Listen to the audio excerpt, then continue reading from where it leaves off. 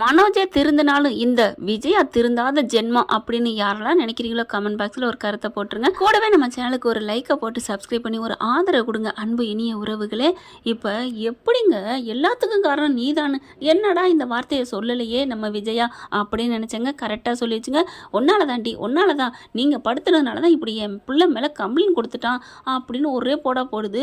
ஏண்டி 420 கையெழுத்து போட்டிருக்கான் உன் புள்ள, அப்போ கூட இன்னமும் நீ திருந்தலைன்னா திருந்தாத ஜென்மங்கள் இருந்தன அப்படின்னு ஒரு பாட்டு இருக்குல்ல, அது கரெக்டு தாங்க. எப்படி இன்னும் திருந்தாமல் இருக்கு அண்ணாமலை, நீ வேஸ்ட்டுன்னு சொல்லணும்னு தோணுது. இது கடையில் கிடைக்கிற கதில் அப்படியே பூந்து இது சொல்லுவாங்க இல்லையா, அந்த மாதிரி ரோகிணி வந்து நான் காப்பாத்துறேன். உடனே இவரும் என்ன பண்ணுறது என் தலையெழுத்து, ஏய் போடி உனக்கு எதுக்குடி அப்படின்னு மற்ற ஆம்பளையும் தான் சொல்லியிருப்பாங்க. இப்போ சரவணன் பார்த்தீங்களா, ஐய் வேடி நீ வேணாம் எனக்கு அப்படிங்கிறாருல. ஆனால் இங்கே மனோஜ் அப்படி இல்லை.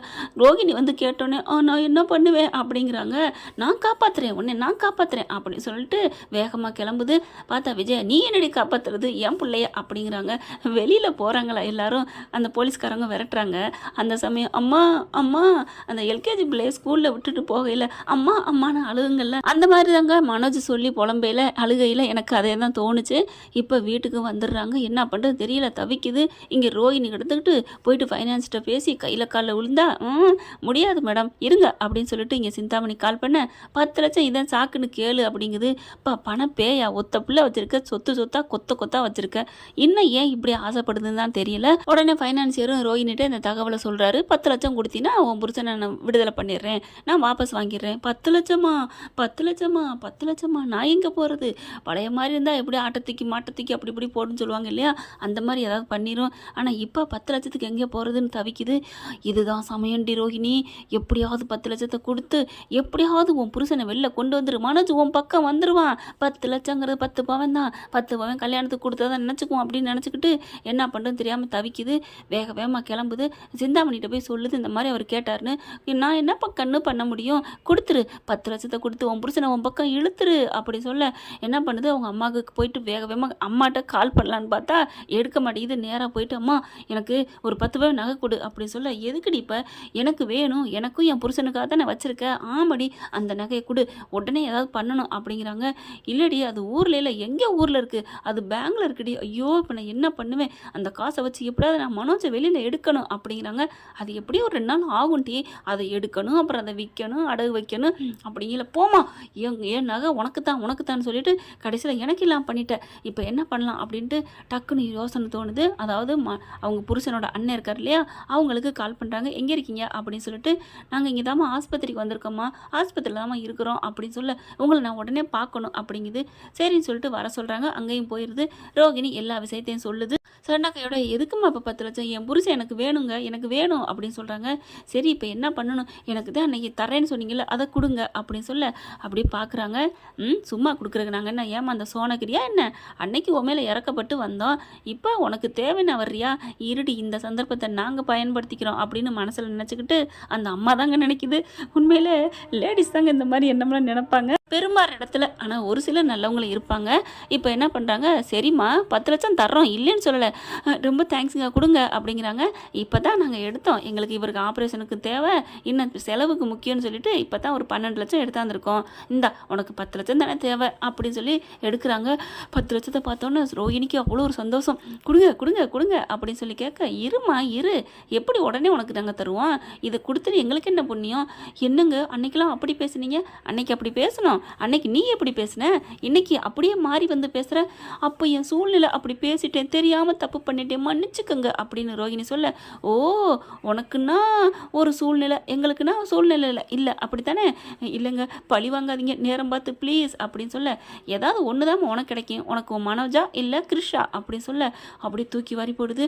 இப்போதைக்கு மனோஜை வெளியில் எடுக்கணும், அதுக்கப்புறம் இதுங்கிட்ட அந்த 10 லட்சத்தை விட்டு எறிஞ்சிட்டு நம்ம பிள்ளைய தூக்கிக்கலாம் அப்படின்ட்டு, எனக்கு என் பிள்ளைய விட என் மனோஜை தான் முக்கியம் அப்படி சொல்ல, இதை நாங்கள் எப்படி நம்புறது, ஐயோ நீங்கள் நம்புங்களேன், எனக்கு என் பிள்ளைய விட என் பிள்ளை முக்கியம்தான், அது யார்கிட்ட வளரப்போகுது, உங்ககிட்ட தானே வளருது, அதனால எனக்கு சந்தோஷம். ஆனால் என் மனோஜ் ஜெயிலுக்கு போகக்கூடாது ப்ளீஸ், காசை கொடுங்க காசை கொடுங்க, நான் அந்த காசை பறிக்குது, இரு தர்றோம் அப்படின்னு சொல்லிட்டு அப்படிங்கிறாங்க அந்த அம்மா.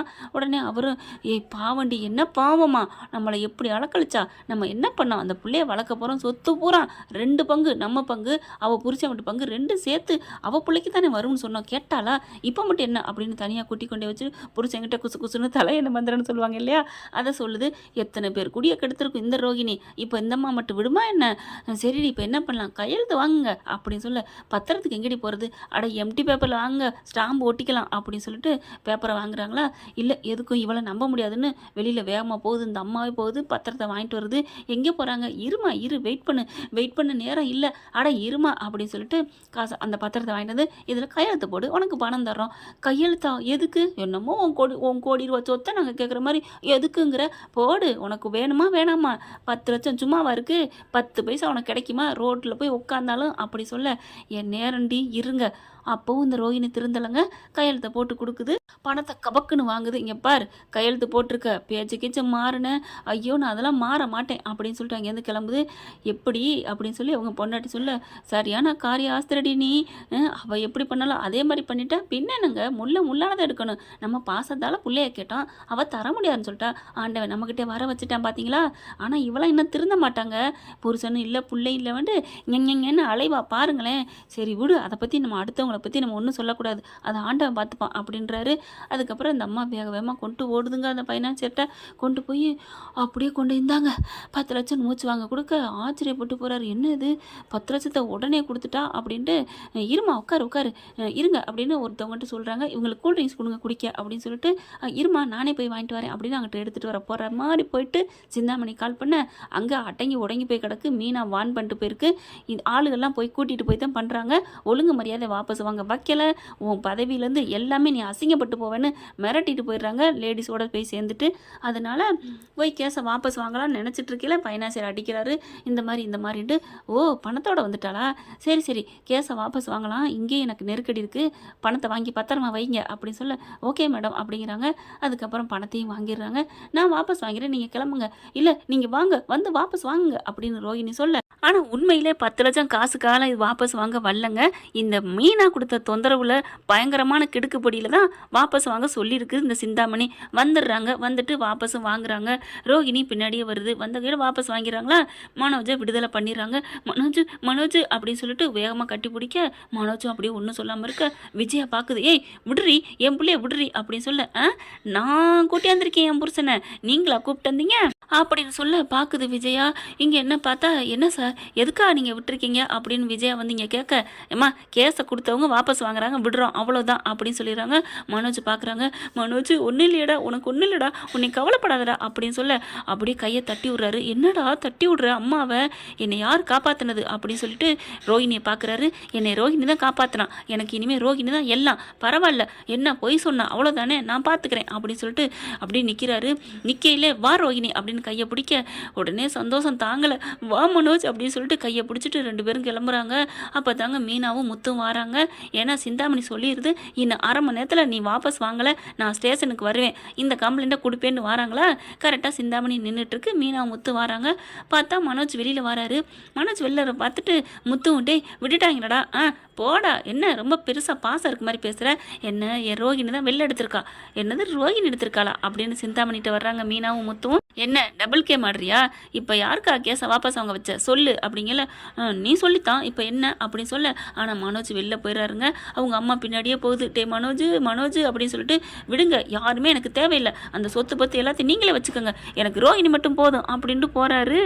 கேஸை வாபஸ் வாங்கியாச்சு வெளியில் வராங்க. விஜயா பார்க்குது, ஏய் என்னமோ ரொம்ப பேசுனீங்க, இப்போ அவள் வந்து அள்ளிட்டு தட்டிட்டு போயிட்டாளா, லவுட்டிட்டு போயிட்டாளா என் பிள்ளைய, என்னடி பண்ணீங்க, என்னமோ இவங்க பண்ண தப்பு மாதிரி இவங்கள கேள்வி கேட்குது.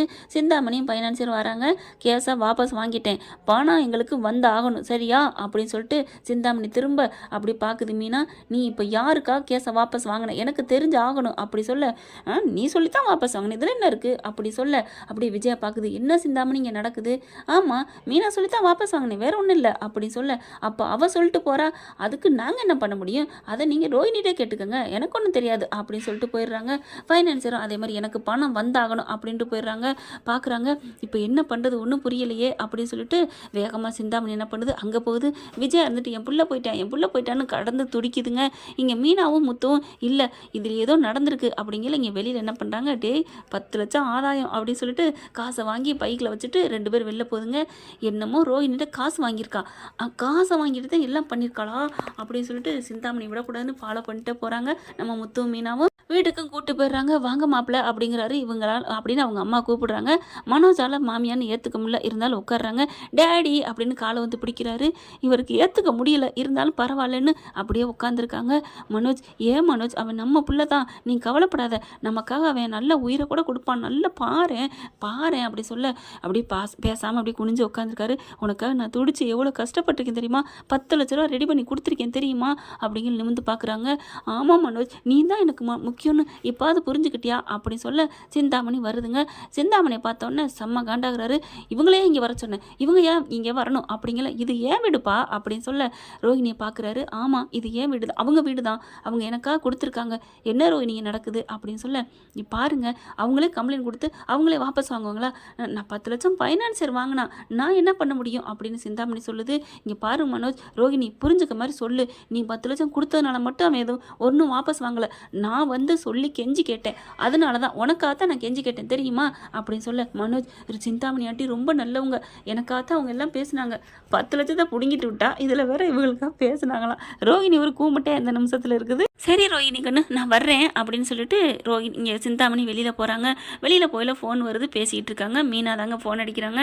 என்னடி பண்ண, என்ன தகுதிட்ட வேலை பண்ண சொல்லு அப்படிங்கல. என்ன பண்ணனா, அப்போ எப்படி அந்த ரோஹிணி காப்பாற்றுறான்னு மனோஜ் எப்படி போனார் அப்படி சொல்ல, அவள் 10 லட்சம் காசு கேட்டேன் கொடுத்தா, அதுக்காக கேஸை வாபஸ் வாங்கணும்னு அவன் நினச்சிட்டு இருக்கா, அவள் ஒரு கேனக்கிருக்கி. ஆனால் நீ மிரட்டினால தான் நான் வாபஸ் வாங்கினேன், நான் மறக்க மாட்டேன்டி, நீ 10 பேரோட வந்து என்னை மிரட்டுற, நான் பார்த்து நீ முளைச்ச காலம் நீ மிரட்டுற அளவுக்கு எனக்கு ஆயிடுச்சாடி, கண்டிப்பாக உன்னை விட மாட்டேன்டி அப்படி சொல்ல, பார்த்துக்கலாண்டி, இப்போ மனோஜ் வர்றான் வரல அது எனக்கு பெருசு இல்லை, ஆனாலும் உன்னை நான் ஜெயிச்சேன் பார்த்தியா, எனக்கு பயந்து நீ வந்து வாபஸ் வாங்கினேல, அதுதான்டி மீனா அப்படி சொல்ல, போடி உன் வீட்டிலேருந்து ஒரு ஆளை பிரிக்க வச்சேன்ல, அதுவும் 10 லட்ச ரூபா அந்த கேனையும் கொண்டாந்து கொடுத்துச்சு, 10 லட்ச ரூபாய் கொடுத்தேன்னு சொல்லி அவங்க புருஷனையும் கூட்டிகிட்டு வந்துட்டா, இப்போ எனக்கு நல்ல பேர், எனக்கு ஒன்றும் பிரச்சனை இல்லை, மீதி காசு எனக்கு வரப்போகுதுடி, ஆனாலும் அந்த வீட்டை நான் அடையாமல் விட மாட்டேன்டி, அந்த வீடு தாண்டி எனக்கு குறிக்கோள், இங்கே 2 பேர் இங்கே தானே இருக்குதுங்க, அந்த மனோஜ் கூமுட்டையும் அந்த ரோஹிணியும் 2 பேர்ட்டையும் கையெழுத்து வாங்கி எப்படி அந்த வீட்டை வாங்க வேண்டி அப்படின்னு சொல்லிட்டு இவ பேசிட்டு போகிறது எல்லாத்தையும் மனோஜ் கேட்டுட்டு அப்படியே ஆடி போகிறாரு. அப்போது மீனா சொன்னதுனால தான் இவள் வாபஸ் வாங்கினாளா, இவகிட்டேருந்து 10 லட்சத்தை ஏமாற்றி வாங்கியிருக்காளா, அப்போ ரோஹிணியால் நம்ம வெளியில் வரலையா, மீனானால தான் வெளில வந்தோமா,